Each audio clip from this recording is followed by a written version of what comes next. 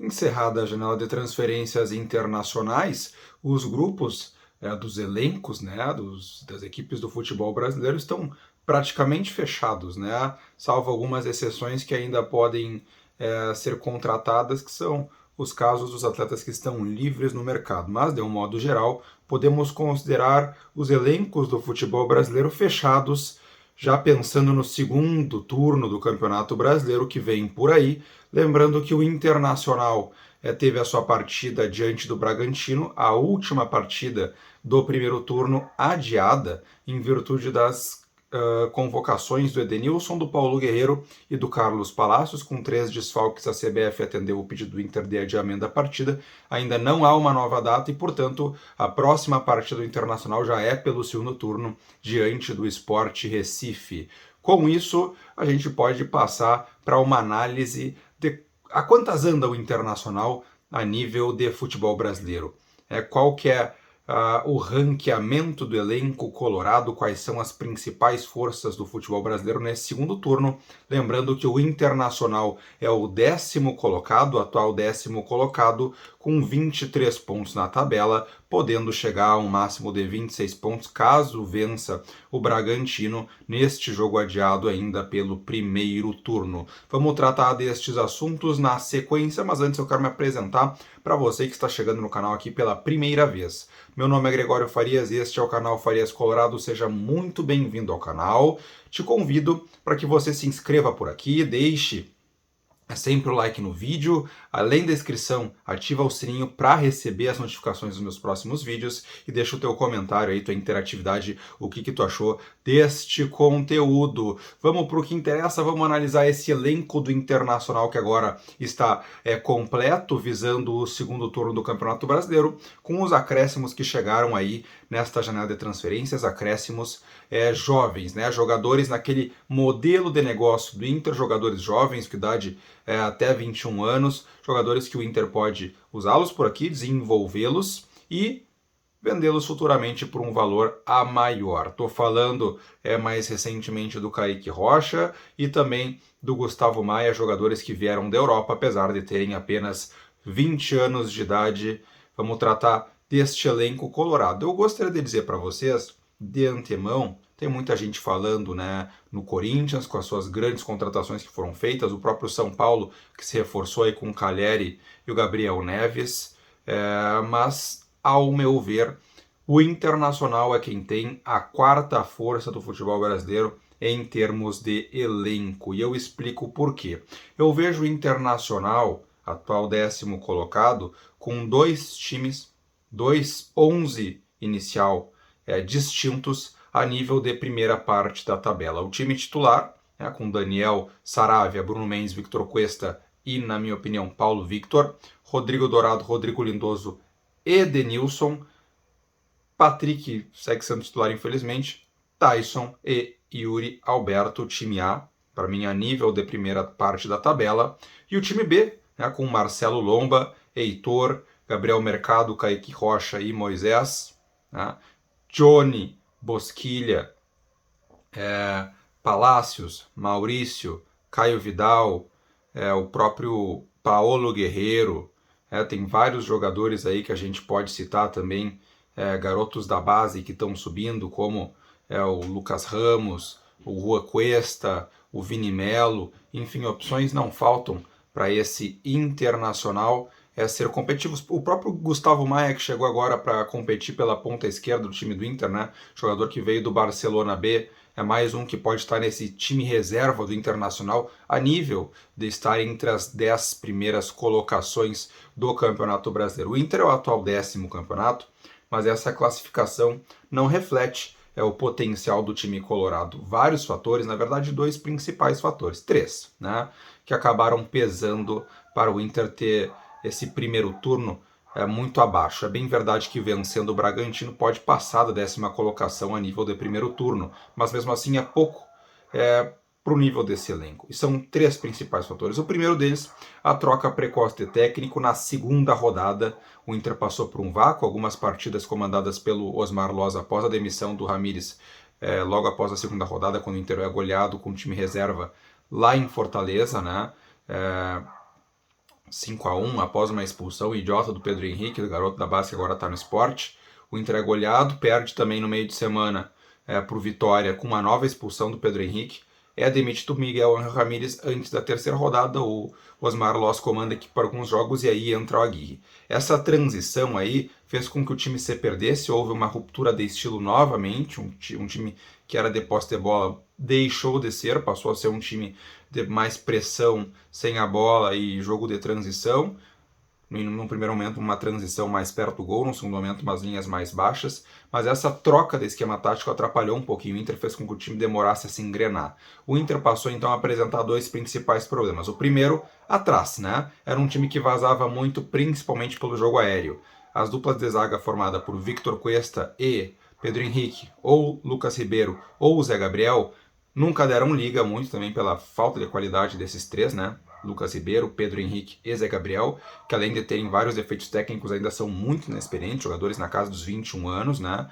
O Internacional só foi se encontrar defensivamente quando entrou o Bruno Mendes emprestado do Corinthians, e aí o Inter parou de sofrer gols, né? Sofreu gols em 2 ou 3 partidas de mais de 10 que essa dupla de zaga Bruno Mendes e Victor Cuesta jogaram juntos. Então, 70%, 80% dos jogos essa dupla não sofreu nenhum gol, que é algo impressionante, foi corrigido e vai seguir, em tese, corrigido para o segundo semestre, né? E o outro defeito, que era um defeito que demorou um pouquinho mais para ser corrigido, que é o defeito da falta de pontaria no ataque, que tirou diversos pontos do Inter, jogos que mesmo com a defesa já solidificada com Bruno Mendes e Cuesta, o Inter teve inúmeras possibilidades de vencer e não conseguiu por falta de pontaria do ataque, com Galhardo, que não está mais no elenco, errando muitos gols, Yuri Alberto errando gols, Caio Vidal errando gols. Foi corrigido. O Inter tem, exceto pela última partida em que criou pouco diante do Atlético Goianiense, o Inter tem criado chances de gol e tem feito, convertido os gols, 4 contra o Flamengo, 4 contra o Fluminense, 2 contra o Santos. Tendência é que se mantenha a boa pontaria do ataque para o segundo turno. Então, os 3 principais problemas do time, que era falta de entrosamento na transição com o novo técnico, falhas nas bolas aéreas defensivas e falta de pontaria no ataque, esses 3 foram em tese corrigidos para um segundo turno do Inter ser mais próximo do verdadeiro nível do time, que eu falo aqui que o verdadeiro nível do elenco do Inter é a 4ª força do Brasil. Atrás, evidentemente, de Flamengo, de Palmeiras e de Atlético Mineiro, que são disparados os melhores elencos, principalmente agora o Flamengo e o Galo, que se reforçaram mais do que o Palmeiras, que mantém uma base de mais tempo, teve o retorno do Dudu, mas me parece que está um pouco abaixo a nível de elenco, acaba equilibrando por ter um técnico que, na minha opinião, é o melhor do Brasil e acaba tirando o máximo desse elenco do Palmeiras, com vários jovens muito promissores, e outros jogadores, né, que já não encontram mais o mesmo brilho individual que encontraram num outro momento. O Internacional surge então como 4ª força a nível de elenco, abaixo desses 3. Muita gente falando no Corinthians e certamente, né, com os reforços de Juliano, Roger Guedes, Renato Augusto e William, a mim não resta dúvidas de que o time titular do Corinthians é melhor do que o do Internacional. A nível de time titular, o Inter não é a 4ª força do Brasil. Corinthians é melhor. Só que pegando o banco do Corinthians, eu não vejo muita coisa. Tem o Luan, o Cantillo por ali, que não deram conta do recado. Então, são os principais jogadores a nível de nome no banco do Corinthians. O resto é um monte de desconhecido.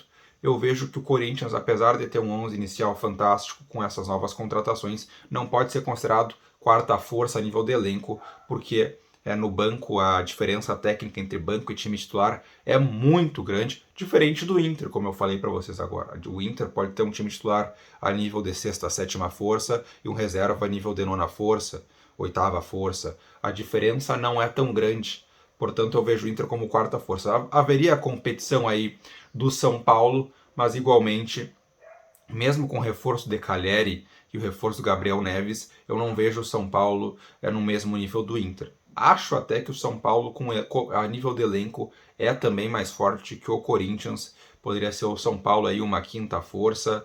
Talvez aí quem prefira o elenco do São Paulo em relação ao Inter, eu vou entender porque a diferença não é muito grande não, apesar do São Paulo também não ter feito um bom primeiro turno, muito pelo contrário.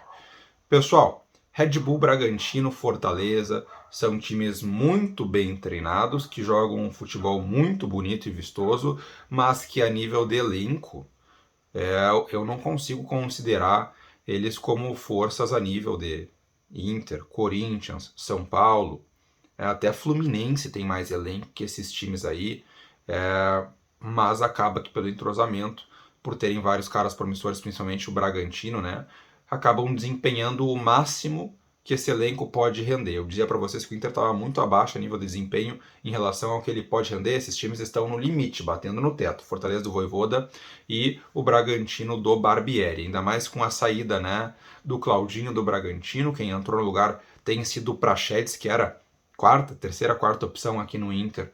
Lá é um dos centros do time agora, nesse novo momento, que só comprova, né, o quanto eles estão abaixo do Inter. Até a ESPN colocou o elenco do Red Bull Bragantino acima do Inter ontem numa análise que eu vi, e eu não consigo entender o porquê disso, porque tu pega os dois times, tanto o Inter quanto o Bragantino, tem muitos jovens, idade de 20, 21 anos. Pega o Inter aí com Maurício, Yuri Alberto, Johnny, Heitor, Paulo Victor, Bruno Mendes, Caio Vidal, Palácios, é um monte de guri com idade de 20 e 21 anos.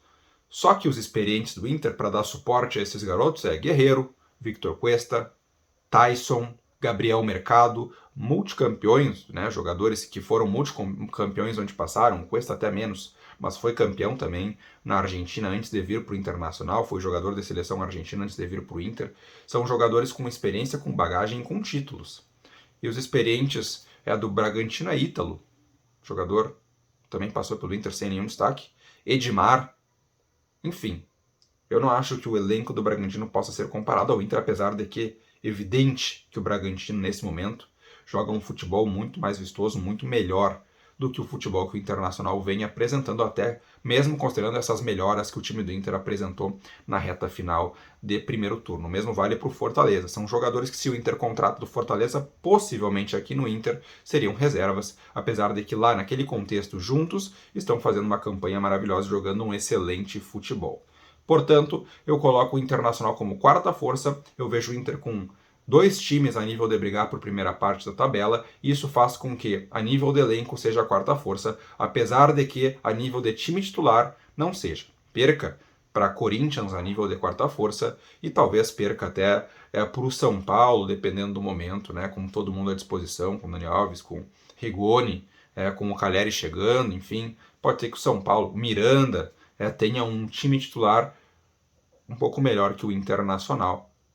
Mas mesmo assim eu penso que quando se olha para o banco de reservas, o Inter está à frente destas equipes. Eu ainda não citei Rodrigo Moledo, que em breve retorna aos treinamentos e pode ser também uma ótima opção para a zaga, que já tem Cuesta, Mendes, Mercado e agora o Kaique Rocha. Então eu vejo o Internacional bem servido a nível de elenco. E com um segundo turno se aproximando, agora a estreia é no segundo turno contra o Sport dia 13, eu vejo que o Inter precisa fazer uma campanha de recuperação para que faça jus a esse nível de quarta força, terminando o Campeonato Brasileiro no mínimo no G6, né, uma vez que o primeiro turno ruim acaba impactando também no desempenho geral ao fim do Campeonato Brasileiro. Se você chegou até aqui no vídeo, eu peço novamente que você deixe o like e, se ainda não se inscreveu, refaça o convite para que se inscreva e ative o sininho das notificações. Concorda comigo que o Inter é quarta força a nível de elenco? Eu não estou falando de time titular. Não me confundam, é elenco. O Corinthians